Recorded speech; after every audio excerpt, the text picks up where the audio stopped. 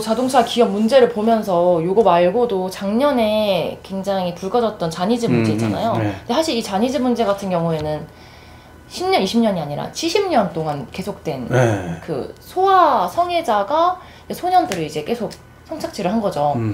근데 이제 그 잔니즈 대표가 그랬다는 거죠? 네, 근데 그 대표는 이제 19년도에 사망한 걸로 알고 있어요. 그래서 사망을 해가지고 처벌을 못 하는 거예요. 사망하니까 그런 얘기들이 나오는 네. 거예요. 살아있는 동안은 너무 권력이 아예 그런 얘기들이 나올 세서 수가 없었어요. 그래서 제가 막 조사하는 과정에서 알게 된 거는 지금 피해자 중에서 최고령이 한 80세 정도 되신 분 두 분이 계신데 네. 초등학교 1학년 때 당했다고 하더라고요. 근데 이분들도 한 번 당한 게 아니에요. 수십 번 당하고 계속 당했고. 그렇죠. 상시적으로. 네. 그래서 이분들도 70년 지났는데도 이렇게 방송에서 나와서 인터뷰를 하는 거 보면은 그래도 일본 사회가 좋은 쪽으로 갔으면 좋겠는 그 바람에서 인터뷰를 하는 거라고 하더라고요. 그러니까 내 같은 사람이 또 계속 반복돼서 나오지 않기를 바란다는 마음에서 하겠죠. 그래서 지금 사실 잔니즈 자체에서도 거의 피해자 신고만 지금 1000명 가까이 된 거거든요. 근데 그 1000명 가까운 사람들도 아까 말씀드렸듯이 한두 번 당한 게 아니라 몇백 번, 한 명당 그런 경우도 되게 많았고, 요거를 해결하려고 지금 변호사라든지 선임해가지고 그런 과정이 있다고는 하는데 좀 뭔가 잘 안 되는 부분이 있다고 하더라고요. 그게 이제 사회적으로 큰 이슈가 돼가지고 언론에서 많이 이제 터뜨려주고 그게 이제 문제다 하고 이렇게 사회가 같이 해줘야 되는데 사실은 일본에서 그런 일들은요 우야무야로 거의 조금 다르다가 그냥 사라져버려요. 그게 왜 그러냐, 힘 있는 쪽에서 억누르면은 언론들도 그걸 거의 안 받아 쓰거나, 뭐 한국의 기레기라는 얘기 많이 나오지만 일본 역시 마찬가지 그런 부분이 굉장히 강한 거죠. 네, 그래서 요 문제는 미디어의 문제가 굉장히 컸다고 한 것도 있었고, 이미 2004년에 최고재판소에서 판결이 났는데도 불구하고 언론에서 다루지 않는다는 거죠. 안 다뤘다는 거죠. 그래서 피해자들이 하는 말을 보면은 경찰에 신고해도 기자들한테 얘기를 해도 사방팔방이 막혀있는 느낌이었다고. 그러니까 그 힘 있는 데서 꽉 누르면은 기사가 못 나가는 거죠. 진짜 이런 걸 보면은 일본 안에서 이 부정 문제들이 수면 위로 드러나기까지 너무 많은 시간들이 걸리는 것 같더라고요.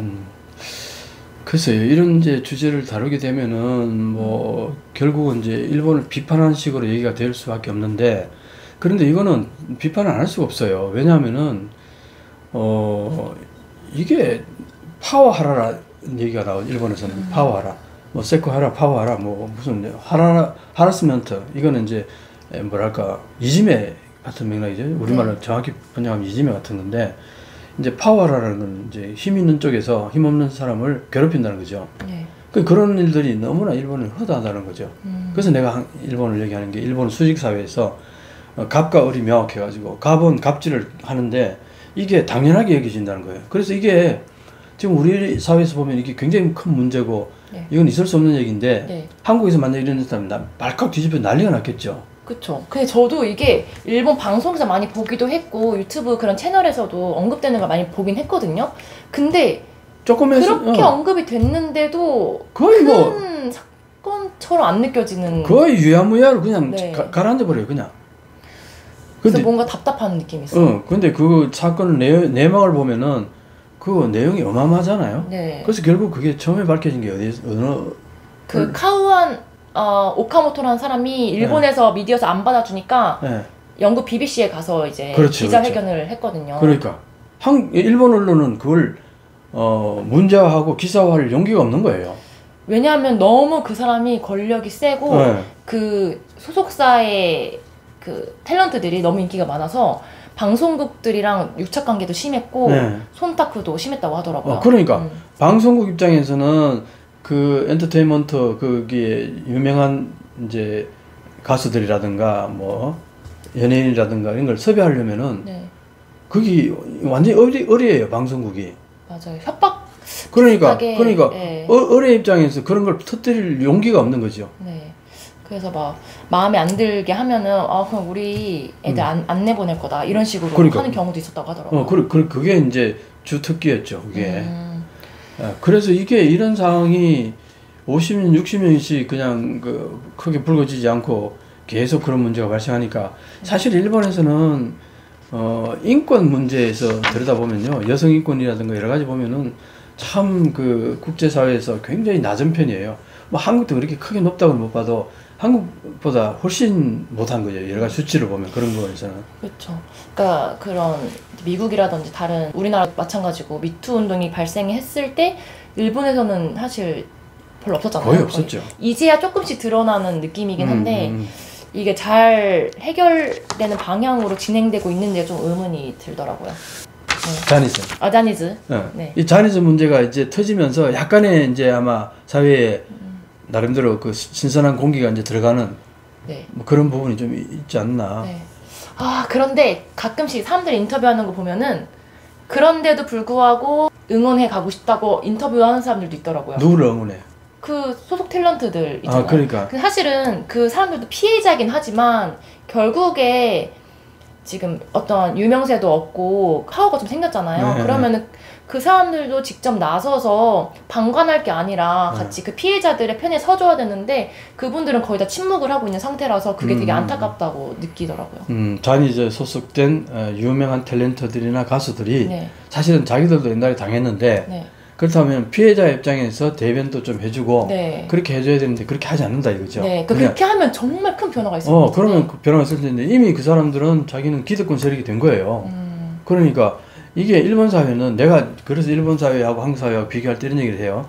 일본 사회는 힘의 역학이 중요한 수직 문화다 보니까 힘 있는 사람이 갑질하고 힘 없는 사람이 을질한단 말이죠.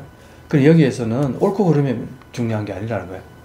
그래서 내한테 이익이 되느냐 그게 중요하고 근데 한국에서는 이 옳고 그름이 이게 어떤 유교적인 문화 속에서 유교적인 문화가 좋은 점도 있고 나쁜 점도 있는데 그 중에서 한 측면으로서 이 시시비비를 많이 따져요. 네. 옳고 그르든 이게 이제 하나의 그 선비 문화 측면인데 그래서 한국 사회는 어떻게 보면 시끄럽잖아요. 굉장히 막 주장도 그렇죠. 많고 근데 이게 이제 시위도 많이 하고 시위도 많이 하고 이게 이제 그런 것에 대해서는 그건 나쁘다 하고 엄청나게 주장을 해요.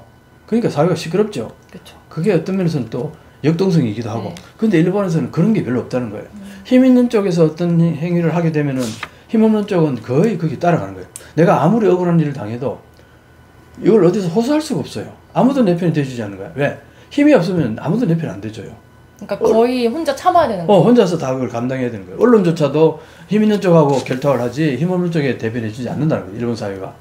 그래서 일본 사회가 이 역동성이 없고 지금 현재 이렇게 여러 가지 많은 어려움들이 있는 이유가 나는 이런 부분도 크다고 봐요. 그게 민주화된 사회가 아니라는 거죠.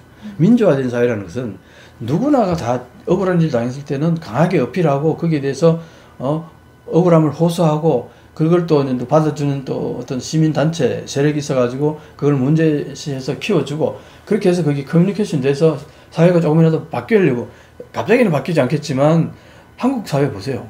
어쨌든 그렇게 해서 지금까지 민주화돼 왔잖아요. 과거에 비하면은 전 세계가 주목하는 민주화 진행 과정이 있어요. 네. 한국이 민주화 완성됐다고 얘기하는 건 절대 아닙니다. 네. 그렇지만 분명히 우리는 하루하루 진전해 나오고 있다고요. 맞아요. 그 인권 문제 자체도 옛날에는 진짜 터무니없는 일들도 많았지만 한국도 엄청나게 지금은 이제 전보다는 조금씩 발전을 해나가고 많이 발전하고 있죠. 네. 조금씩 발전하고 있고 어쨌든 미투도 있었고 미투가 있음으로 인해서 그 뒤로 여성의 인권 같은 게 굉장히 많이 신장됐다고 나는 보는데 네. 그런 거 보면 일본은 아직 그런 움직임이 네. 아직 별로 그렇게 사회적으로 확산되고 있는 것 같지는 않아요. 만약에 이 문제들이 지금 막 안 좋은 문제들이 나오고 있잖아요. 그래서 일본도 이렇게 부정 문제라든지 비리라든지 그런 게 수면 위로 떠오르면서 한국처럼 많이 성장을 할까요? 인권이라든지. 아니, 나는 그렇게 긍정적으로 보진 않아요. 왜 그러냐, 일본 사회가 계속 얘기하지만 이거는 수직 사회라는 거예요. 이 수직 사회가 바뀌지 않는 한은 변화가 없을 거라는 봐요. 그럼 그 수직 사회는 어떻게 하면 바뀔 수 있죠? 그건 혁명 같은 걸 이제 겪었지. 옛날에 유럽 같은 데서 혁명이라는 게 왕이라는 절대 권력 앞에 이 절대 권력이 너무나 전횡을 저지르면은 그냥 시민혁명이 일어나서 뒤집어 버리잖아. 근데 일본에서도 그런 게 일어나야 되는데 지금 자민당이 60~70년 일당 독재에 마찬가지로 지금까지 해왔는데 어디 뭐 혁명 같은 반발이라도 제대로 있습니까? 그럼 그것조차도 없는데 정치에 무관심한 게 좀 많죠. 그 무관심하다는 거는 뭐냐? 이런 문제들을 문제시하지 않는다는 거는 뭐겠어요? 반은 포기예요, 포기.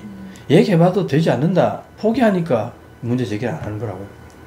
그런 걸 보면은 일본 사회는 여러 가지 지금 하여튼 병리 현상이 많은데 미야지마 사회학자 같은 경우는 일본 사회가 너무나 지금 문제가 많다 해가지고 빨리 일본 사회가 망했으면 좋겠다. 왜? 망해야지 새로운 게 탄생한다 보는 거예요. 네. 현재 일본의 이 모습은 빨리 하루라도 빨리 망하는 게 좋다. 차라리 그죠? 차라리 그런 글들을 계속 써왔어요. 그러다 한번 칼 맞았죠.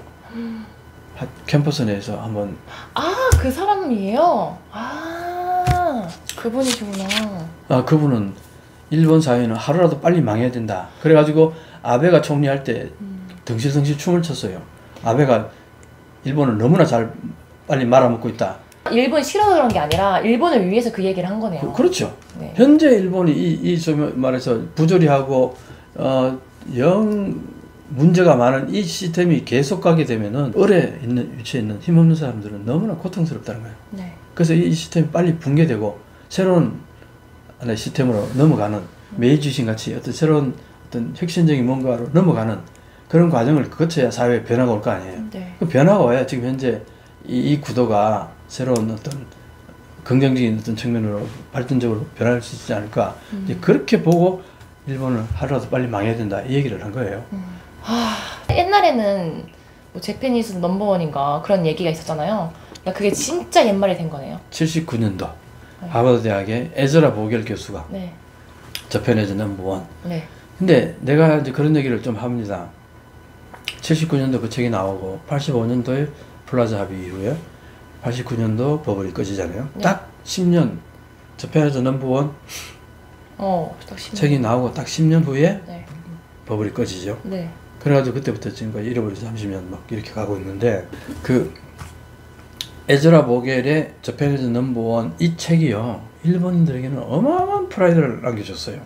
일본은 힘있고 능력있고 권위 있는 사람에 대해서는 굉장히 존중해주고 그런 의미에서 보면 일본이 가장 존경하는 미국의 가장 넘버원 대학인 하버드 대학 교수가 저편에서 넘버원이라고 했으니까 그 프라이드는 엄청났었어요. 네. 일본 많은 사람들이. 네. 근데 그 얘기는 지금까지 얘기해요. 그렇게 저편에서 넘버원 일본이 세계 최고였는데 지금 왜 이런가. 근데 사실은 저편에서 넘버원 그 책이 난 일본을 지금 이렇게 여러 가지로 망가뜨렸다는 보는 부분도 있어요.